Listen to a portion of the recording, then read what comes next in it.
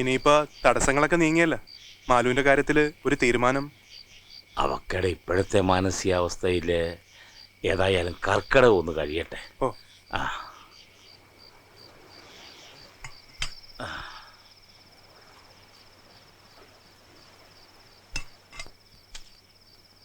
എന്റെ ദൈവങ്ങളെ, സമസ്ത അപരാധങ്ങളും പൊറുക്കണേ.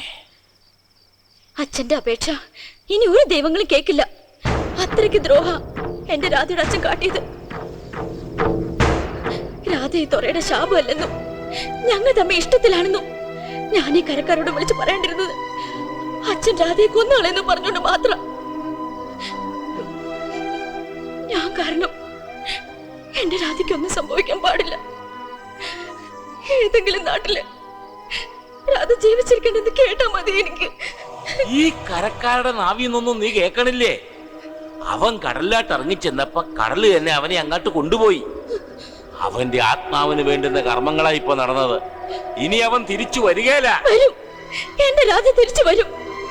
രാധ ഒരിക്കലും കടല് കൊണ്ടുപോകില്ല. കരഞ്ഞുകൊണ്ട് കാത്തിരുന്ന കടലമ്മ കരയിലേക്ക് തിരിച്ചയക്കും.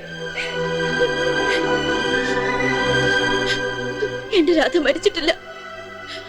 മറ്റേതോ നാട്ടില് നല്ലൊരാണായി തന്നെ എന്റെ രാധ ജീവിച്ചിരിപ്പുണ്ട്.